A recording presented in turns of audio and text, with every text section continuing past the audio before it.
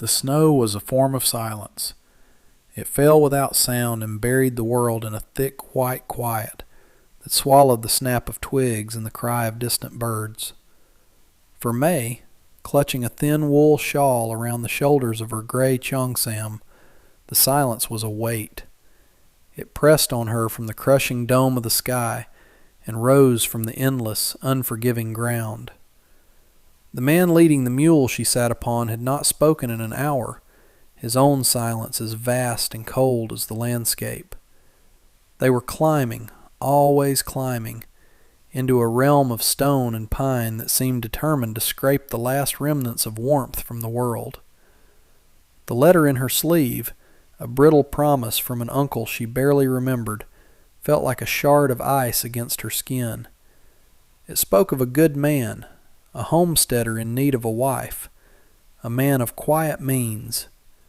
It had not spoken of this.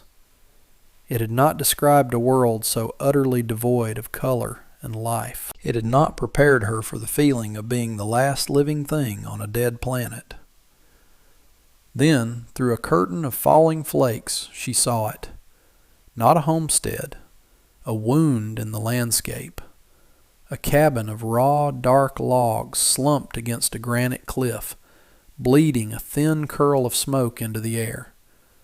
It looked less like a home and more like something that had crawled there to die. The man leading the mule stopped. He pointed a gloved hand. He still did not speak. He untied her small trunk from the other animal, dropped it in the snow with a soft thump, and without a backward glance began his retreat back down the mountain. He was leaving her. Here. The silence that followed his departure was different. It was heavier. It was the silence of appraisal. From the dark slash of the cabin's doorway, a figure emerged. The word man felt insufficient. He was a piece of the mountain itself, carved from rock and shadow, immense, broad-shouldered, with a wild tangle of dark hair and a beard that fell to his chest. He seemed to absorb the scant light. He wore buckskin and fur, all of it worn, all of it practical. His eyes, deep-set and dark, took her in. They measured the flimsy silk of her dress, the city softness of her hands, the terror she was trying so desperately to conceal behind a mask of placid obedience. He did not move. He did not speak. He just watched, his presence a challenge, a wall she would have to overcome or be broken against. This was him, the man from the letter, Rowan. He stood there for a long time, letting the cold seep into her bones, letting the reality of her new life settle like a shroud. Finally, he gave a curt nod toward the cabin. It was not a welcome. It was a command. May picked up her trunk, the weight of it straining her arms, and trudged through the deep snow toward the open door. The cold that had surrounded her outside was nothing compared to the chill within. The cabin was a single room, stark and bare. A stone hearth held a sullen, smoky fire that offered little light and less heat. A rough-hewn table, 2 stools, and a stack of furs in a corner seemed to be the only furniture. The air was thick with the scent of wood smoke, unwashed bodies, and something else, something sick. From the darkest corner, a low moan reached her. On a cot of pine boughs and thin blankets lay a woman, her face pale and slick with feverish sweat. Her gray hair was plastered to her temples. Her eyes were closed, her breathing shallow and ragged. Rowan followed May inside, his bulk seeming to shrink the small space even further. He closed the heavy door, shutting out the world and sealing her in with him and the dying woman. He gestured toward the cot. "My mother. Agnes." The words were rough, like stones grinding together. "Wolves." He offered no other explanation. He did not need to. May could see the crude bandages wrapped around the woman's arms and legs, dark stains seeping through the linen. He watched her, waiting for a reaction, for tears, for hysterics, for the plea to be taken back down the mountain. May did not cry. She did not look away. She set down her trunk and walked slowly toward the cot. She knelt, her gray dress pooling on the dusty floorboards. The smell of infection was sharp, a sweet, rotten perfume that spoke of corrupted flesh. She looked from the suffering woman to the mountain of a man who stood guard over her. This was the test. She knew it as surely as she felt the cold. Her uncle's letter had been a lie, or perhaps just a desperate hope. This was not a home. It was a vigil, and she had just been made a part of it. "There is water?" she asked, her voice small but clear in the oppressive silence. Rowan stared at her for a moment, his expression unreadable. Then he pointed to a wooden bucket by the door, a skin of ice already forming on its surface. The first days were a silent trial. Rowan moved about his tasks with a grim, relentless economy of motion. He hunted, he chopped wood, he sat by the fire sharpening knives, and he watched her. Always he watched her. He gave her tasks with grunts and gestures. Mend his torn tunic, grind the corn for their thin gruel, keep the fire from dying. The food was meager, strips of tough smoked meat and the aforementioned gruel, a tasteless paste that filled the belly but offered no comfort. He ate his portion quickly, his eyes never leaving her as she forced herself to swallow every bite without complaint. She understood. He was showing her the hardship, the absolute bedrock of this life, to see if she would crack. He expected her to break. Many others, it seemed, had come before her. In a small chest near the hearth she found evidence: a delicate lace handkerchief, a small silver-backed mirror, a single fancy button, relics of women who had seen this life and fled. May did not complain. She worked. She fetched the water, her hands cracking and bleeding from the cold bite of the bucket's handle. She scrubbed the soot-stained pots. She swept the floor with a crude broom of branches, and in every spare moment she tended to Agnes. At first Rowan stood over her, a silent, intimidating sentinel, as she worked on his mother. May ignored him. She carefully unwrapped the soiled bandages, her stomach clenching at the sight of the deep, ragged wounds. They were inflamed, weeping a foul-smelling fluid. The flesh around them was hot to the touch, swollen and angry. The wolf's teeth had torn through muscle and sinew. This was not a wound that would heal with time. It was a poison spreading through the old woman's body. She took a portion of their precious salt and mixed it with boiled water from the kettle, creating a harsh, cleansing brine. When she first touched the cloth to Agnes's leg, the old woman cried out, a thin, reedy sound of pure agony. May saw Rowan's hand clench into a fist. He took a half step forward. "It hurts her," he growled. May did not look up from her work. "The poison hurts her more," she replied, her voice steady. "It must be cleaned." She continued her work, methodically, gently, wiping away the corruption. She worked until the wounds were raw but clean. Then she redressed them with strips of linen torn from her own spare undergarments, boiled for purity.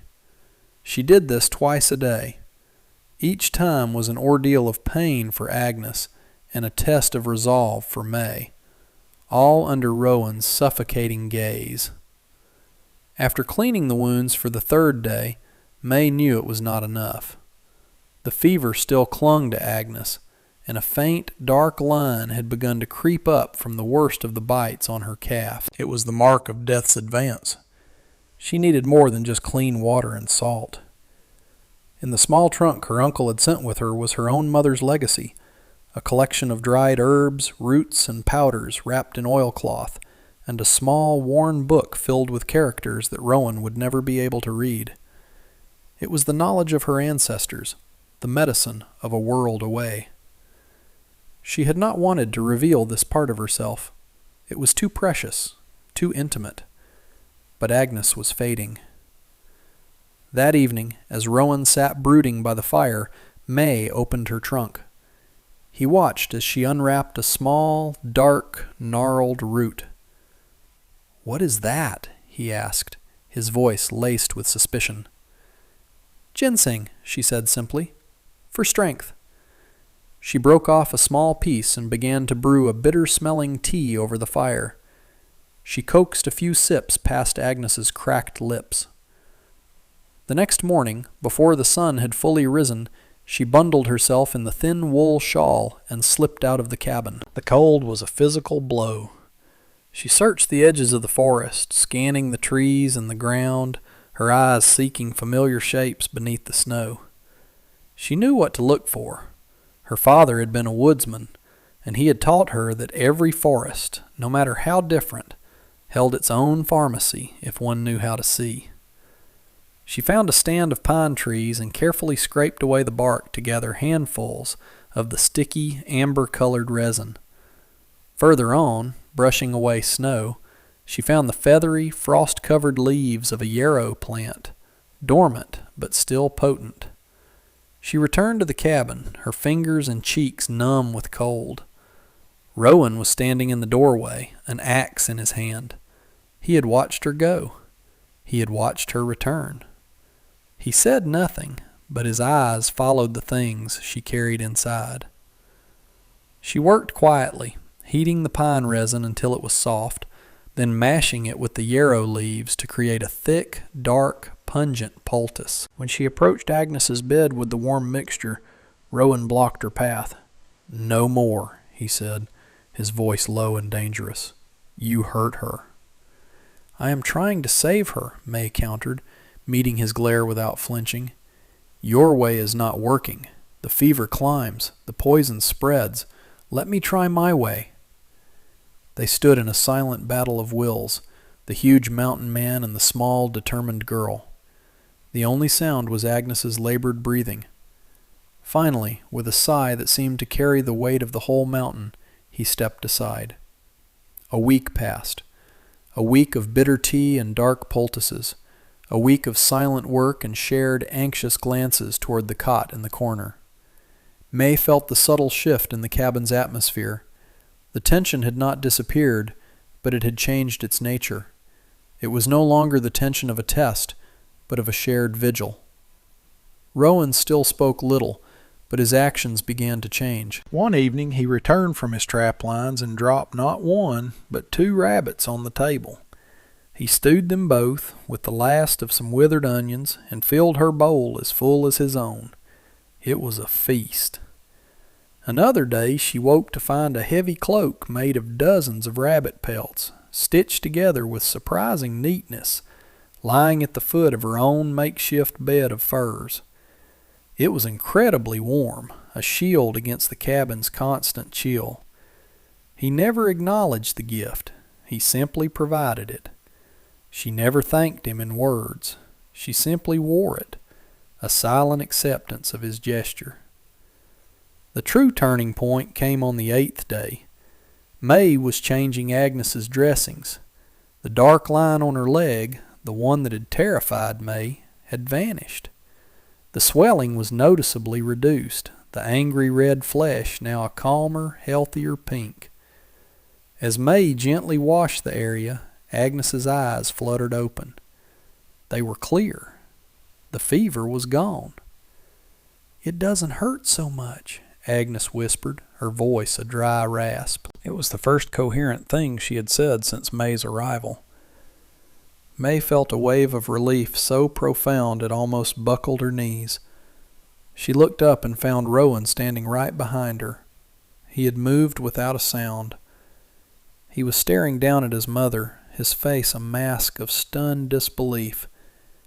He looked from Agnes to May, and for the first time she saw something other than suspicion or judgment in his eyes. It was a raw, unguarded flicker of awe and of gratitude. He reached out a hand, large and calloused, and gently touched his mother's forehead. It was cool. He let his hand rest there for a moment, a gesture of immense tenderness. Then he looked at May again, and the silence between them was no longer empty. It was filled with a new, unspoken understanding. He had tested her, and she had not broken. Instead, she had brought healing into his broken home. He had offered her the barest minimum for survival, and she had given him back his mother's life. The fragile peace they had forged was shattered by the arrival of horses. 3 of them, their hooves crunching loudly in the snow, their riders materializing out of the winter haze like ghosts. May was outside, gathering firewood when she saw them. The man in the lead was dressed in a fine wool coat with a beaver pelt collar, a stark contrast to Rowan's practical furs. He sat his horse with an air of lazy arrogance, his face clean-shaven and florid from the cold. The 2 men behind him were rougher, their expressions mean and watchful. Rowan emerged from the cabin, moving with a deceptive slowness that did not hide the coiled tension in his body. He held no weapon, yet he seemed more dangerous than the 2 men with rifles resting on their saddles. "Barlow," Rowan said. The name was flat, stripped of any emotion. "Still sniffing around my mountain, are you?" The man, Barlow, smiled, a thin, unpleasant expression. "Your mountain? I have a piece of paper in town, signed and sealed, that says this whole range is part of my new survey. Says this is my mountain now, trapper." His eyes scanned the dilapidated cabin with contempt. Then they landed on May. His smile widened. "And what's this? Finally bought yourself some company? A little china doll to warm your bed?" The words were a slap. May flinched, pulling the rabbit fur cloak tighter around herself. Rowan's posture did not change, but a stillness fell over him that was more menacing than any shout. "You have no business here, Barlow," he said, his voice a low rumble. "This land is not yours." Barlow laughed, a harsh barking sound that echoed in the quiet air. "Everything is for sale, trapper, and everything can be taken. I'm giving you a week. Pack up your traps, your crone, and your curiosity. Be gone by the next full moon, or my men will clear this scrap heap for you." He didn't wait for a reply. He wheeled his horse around, his men following suit, and they rode off, their laughter trailing behind them like a smear of filth on the clean, white snow. May looked at Rowan. The quiet strength he had shown her was now honed to a razor's edge. She had thought the wolves were the greatest danger on this mountain. She was wrong. The true predators walked on 2 legs and carried pieces of paper they called law.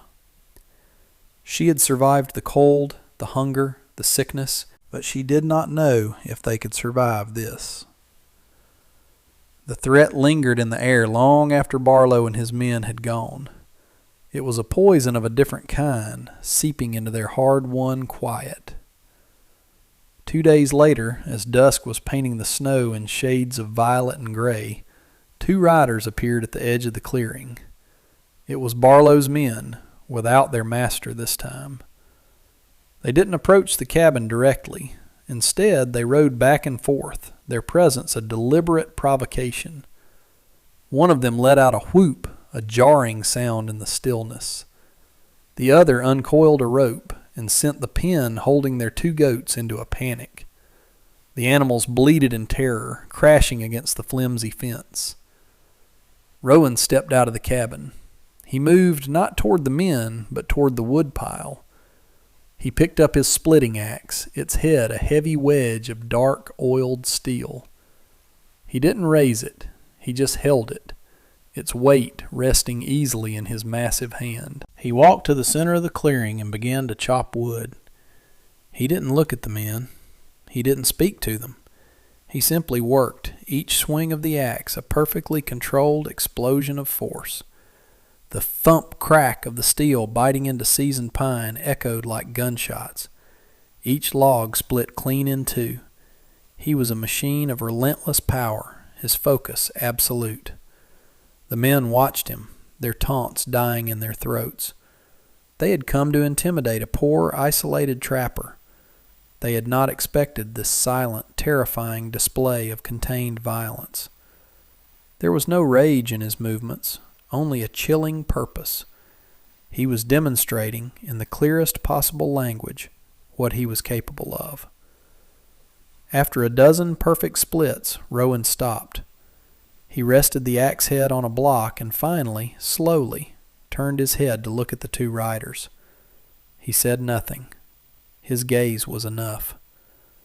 The men exchanged a nervous glance. This was not the simple eviction they had signed on for. With a muttered curse, the lead rider tugged on his reins, and they retreated back into the trees, vanishing as quickly as they had appeared. May had watched the entire exchange from the doorway, her heart a frantic drum against her ribs. She had seen his protective instinct with his mother, but this was different. This was the power he held in reserve, the mountain's fury given human form. She was no longer just a witness to his struggle. She felt a fierce, protective loyalty rise in her. They were a we now, facing the world together. That night, the silence in the cabin was heavier than it had ever been. The threat was no longer a distant possibility. It was at their door. Rowan stared into the fire for hours, his face grim, the muscles in his jaw tight. Agnes was sleeping peacefully, her health returning daily, oblivious to the new danger that had arrived. May knew he was making a decision. She could feel the weight of it in the room. He was deciding whether to run, to abandon the only home he had ever known, or to fight a battle he could not possibly win against a man with money and law on his side. Just before dawn, he rose. The fire had burned down the glowing embers, and the cabin was filled with long, dark shadows. He looked at May, who had not been sleeping, but watching him. His expression was different, stripped of its usual guardedness. It was open, questioning.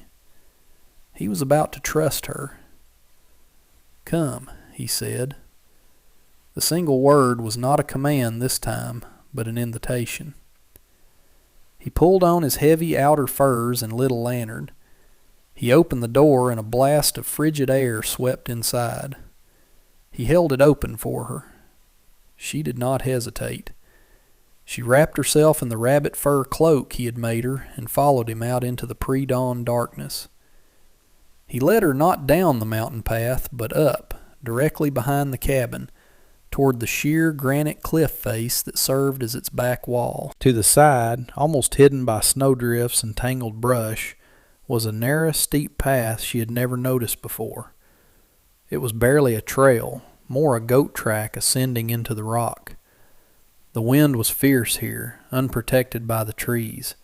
It tore at her cloak and stung her face with ice crystals. The climb was treacherous. The lantern cast dancing, unreliable shadows, and she had to use her hands to pull herself up over icy ledges. Rowan moved ahead of her, his big frame a dark shape against the snow, always turning to make sure she was still behind him. He did not offer a hand. This, too, was a test of faith. She followed without a word, her breath pluming in the cold air, her trust in him the only thing keeping her from slipping on the icy stone. They climbed for what felt like an eternity, rising above the cabin, above the clearing, until they stood upon a narrow ridge, the whole world seeming to fall away at their feet. They stood on the crest of the ridge, the wind howling around them. Below and behind them lay the clearing, the small, dark shape of the cabin looking like a child's forgotten toy.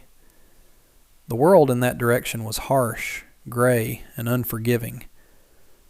Rowan held the lantern high, then turned. He pointed it in the other direction, down into the lee of the mountain. May gasped. The wind died away as if cut by a knife.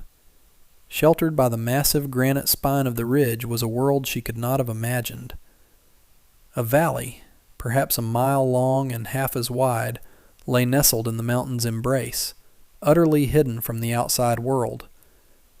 Geothermal heat radiated from the rock, keeping the valley floor almost free of snow. A stream, steaming in the cold air, snaked through green pastures where a small herd of hardy cattle grazed contentedly. At the heart of the valley stood not a shack, but a large, solid house built of expertly fitted river stone, with a slate roof and glass in its windows. A sturdy barn stood beside it, and against a sun-facing cliff, a long greenhouse, its panes of glass gleaming in the lantern light, promised life even in the depths of winter. A large steaming pool, source of the stream, bubbled gently near the house, sending clouds of vapor into the dawn air. This was not poverty. This was a secret kingdom. This was a fortress of solitude and self-sufficiency, built and hidden with patience and genius. The cabin on the other side, the one facing the world, was a lie. It was a scarecrow, a facade of hardship designed to ward off the greedy and the cruel. It was a guard post. "My great-grandfather found this place," Rowan said, his voice quiet, almost lost in the wind that still whipped over their heads. "He built the house. My father built the barn. I built the greenhouse." He looked down at the hidden world, his world, with a fierce, proprietary love. Barlow and men like him, they see that shack and they see a poor squatter. They see weakness. They would never think to look over the ridge. Men like him, they can't see past what they expect to find. He turned to her then, the lantern light illuminating the raw vulnerability on his face. He wants the land the shack is on because it controls the only easy pass through these mountains. He doesn't know what it protects. May stood in stunned silence, the wind whipping strands of hair across her face. She looked from the hidden paradise below to the man standing beside her. Everything clicked into place with the force of a physical blow. His silence, his testing, the deliberate poverty, the rejection of other women. He hadn't been looking for a wife to share his hardship. He had been searching for someone who could be trusted with his sanctuary. The women who had come before, with their lace handkerchiefs and silver mirrors, would have seen only the squalor of the cabin. They would have failed the test at the first hurdle. They would have wanted to flee back to civilization, and in doing so, they might have spoken of the strange, solitary man on the mountain, drawing the wrong kind of attention. Or worse, had they discovered this place, they would have seen it only as a source of wealth, a means to an end, just as Barlow would. They would have valued the land, not the man. May lowered her gaze from the valley and looked at him. She saw not the master of this hidden domain, but the guardian who had been willing to live a life of profound loneliness to protect it. She saw the son who had carried his wounded mother to a cold, miserable shack to keep her safe from prying eyes while she healed. Every hardship he had put her through had been a question, and her quiet endurance, her refusal to complain, her focus on healing Agnes rather than bemoaning her own fate, that had been her answer. She had proven she was not like Barlow. She did not see the world in terms of what could be taken or owned. She saw a sick woman who needed care, a lonely man who needed help. She had cared for the inhabitants of the shack, not the potential of the land. He watched her, his dark eyes searching her face, waiting for her reaction. He was ready for her to be overwhelmed, to speak of the value of the cattle, the comfort of the house. He was waiting to see if the revelation of his wealth would change her. May said nothing about the valley. She said nothing about the house or the cattle. She looked at his face, at the years of solitude and suspicion carved into his features, and saw the immense burden he carried alone. "You must have been very lonely," she said, her voice soft. The simple words, full of an empathy that bypassed the land entirely and went straight to his heart, seemed to hit him harder than any physical blow. The iron mask of the mountain man cracked, and for a fleeting moment she saw the man beneath. They descended into the valley as the sun began to rise, painting the eastern sky in pale shades of rose and gold. The air here was warmer, sheltered and moist, smelling of damp earth and clean water. The stone house was even more impressive up close. Inside, it was a testament to generations of patient, skilled work. The floors were smooth, wide planks of pine, polished by time. A massive stone fireplace dominated the main room, its hearth large enough to stand in. Bookshelves filled with leather-bound volumes lined one wall. There were comfortable chairs, a long dining table, and woven rugs on the floor. It was a home built for permanence, for family.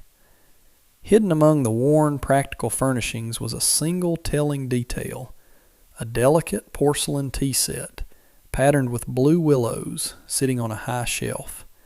It was a treasure from another world, a link to a past of grace and comfort, carefully preserved. He showed her everything, the pantry, stocked to the rafters with jars of preserved food, the workshop, filled with high-quality tools she could not name, the warm, dry barn where the animals were safe from the winter storms. This was the truth of him, not a trapper clinging to survival, but a king in a hidden castle. Later that day they moved Agnes. Rowan wrapped her in a cocoon of the thickest furs and carried her in his arms over the ridge as if she weighed nothing. He settled her into a soft bed in a warm room overlooking the steaming creek. The old woman looked around, her eyes wide with a mixture of confusion and profound relief, as if waking from a long, terrible dream. The final confrontation with Barlow never came. Rowan sent a message with a friendly trapper, a simple map showing an older, more difficult pass on the other side of the range, and a note claiming he had abandoned his worthless plot. Barlow, content with his small victory and blind to the true prize, took the bait. The threat was gone. A few weeks later, as winter began to lose its grip on the mountains, Rowan found May by the steaming hot spring. The snow was melting, and the first green shoots of grass were pushing through the soil. He stood before her, not with the gruffness of the trapper from the shack, but with a quiet solemnity.